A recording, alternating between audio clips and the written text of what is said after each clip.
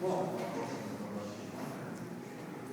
agora vamos ter, dando continuação aos nossos trabalhos, a aluna Jackman de Lima, que falará sobre os efeitos jurídicos da Lei 11.804, de 5 de novembro de 2008, os alimentos gravídicos.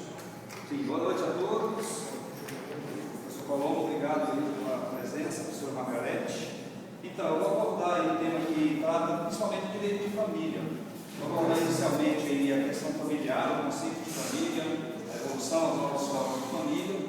Abordar também um pouco da prestação alimentícia, um pouco das modalidades, as características e finalmente chegando nos alimentos gravídicos, a Lei 11.804 de 2008. A conceituação do direito de família é um tema árduo dos doutrinadores, visto que há vários conceitos de família dentro do ordenamento jurídico. Então, é uma discussão que vem de longa data, porque alguns doutrinadores consideram a família como aquelas pessoas ligadas com laços de consanguinidade, aquelas pessoas que vivem sobre o mesmo teto e têm laços de consanguinidade. No entanto, gera controvérsias. Por quê? Porque aí dentro da família se incluem também pessoas não ligadas por laços de consanguinidade. Uma questão importante dentro dessa controvérsia, que trouxe mais ainda para abrir essa discussão, através da Constituição de 88, que reconheceu definitivamente a união estável, garantindo os mesmos direitos inerentes à família, as mesmas prerrogativas da família. E diante disso surgiram algumas novas formas de família. São várias, eu queria destacar duas que eu considero de fundamental importância, que gera ainda mais discussões a respeito do conceito da família. Uma delas que eu considerei, que eu destaco como diferencial, é a família anaparental. Essa família é formada por amigos e parentes que vivem aí no mesmo local, no mesmo teto, e juntos lutam para formar um patrimônio. Essa é denominada família anaparental, uma nova forma de família.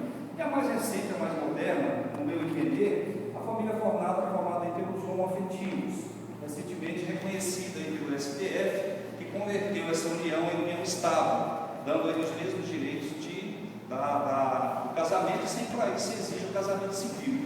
Então, essa família vai ter as mesmas prerrogativas. Então, dentro da evolução familiar, claro que a história é muito grande, não dá para abordar tudo aqui, mas eu considerei mais importante.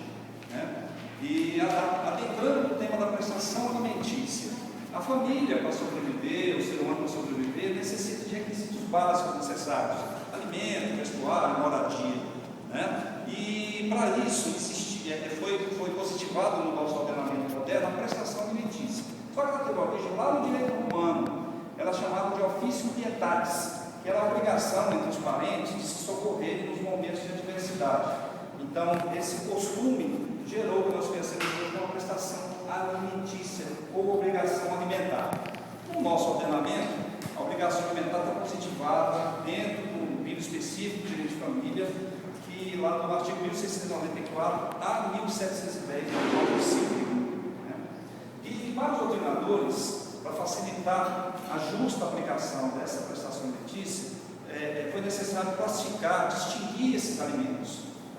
Então, os alimentos se distinguem quanto à sua finalidade, quanto à sua causa jurídica, quanto à natureza e quanto ao momento da prestação.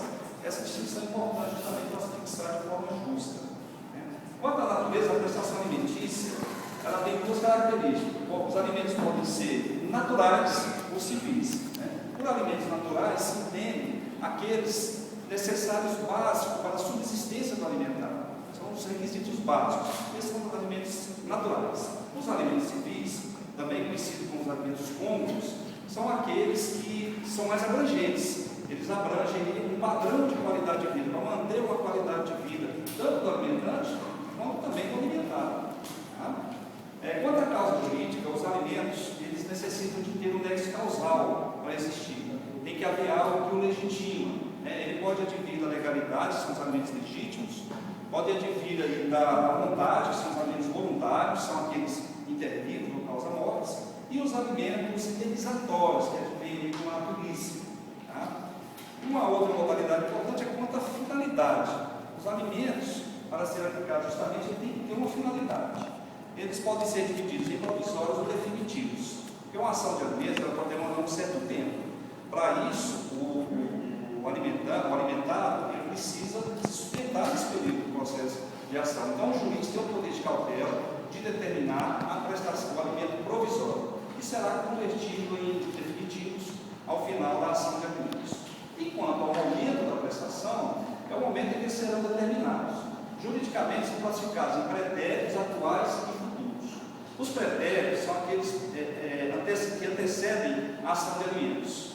Os atuais são a partir da ação de alimentos e os alimentos futuros após a sentença do alimento.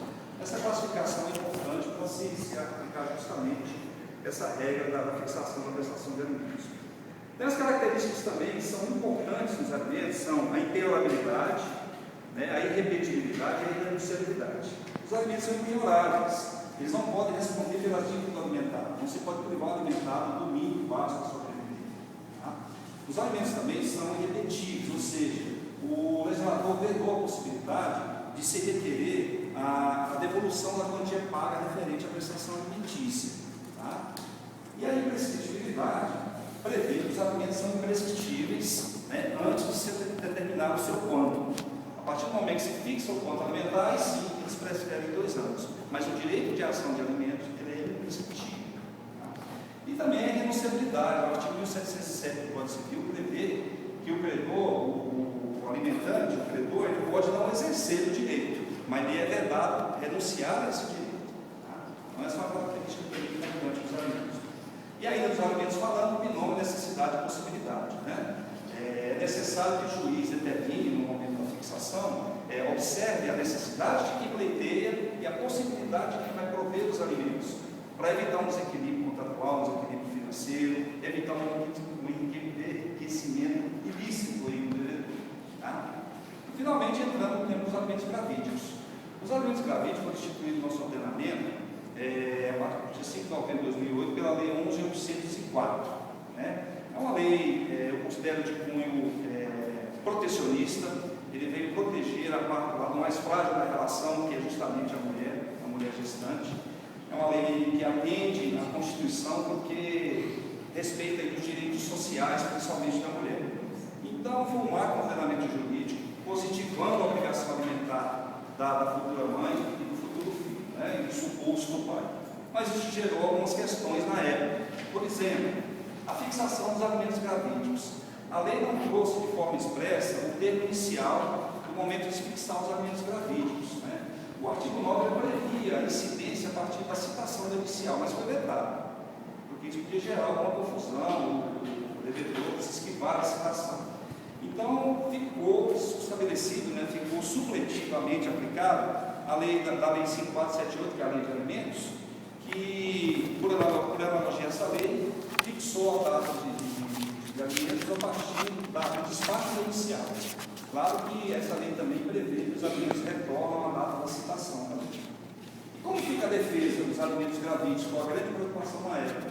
Aí resta comprovado que ao final o pai consiga provar que não é realmente o pai através do exame de DNA. Porque a lei, no artigo 6º, ela prevê o seguinte: convencido da existência de indícios de paternidade, o juiz vai determinar os alimentos até o nascimento da criança, observando o binômio necessidade e possibilidade.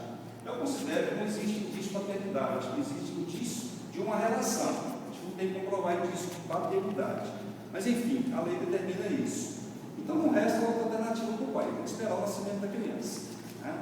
E aí, o pai tem direito à retenção, à indenização dos alimentos, à devolução dos alimentos pagos, se por acaso já está comprovado que não é o pai. Então, como eu já disse, os alimentos são irrepetíveis. A lei veda a possibilidade de se requerer a devolução dos alimentos pagos. No entanto, o artigo 10 previa a responsabilidade objetiva da autora da ação, independentemente de culpa, mas felizmente foi vetado. Então, permanece a aplicação geral da responsabilidade subjetiva, que prevê que, caso seja comprovado o dolo e a culpa da mulher que promoveu a ação de alimentos, ele sim tem direito a uma indenização cabível dentro do caso. Tem que restar comprovada a culpa ou dolo. Então, não é, pelo que eu entendi, a jurisprudência determinou que não há devolução dos alimentos, mas sim uma indenização por dolo. Então, esses são os aspectos mais importantes que eu encontrei para destacar dentro da lei dos alimentos gratuitos,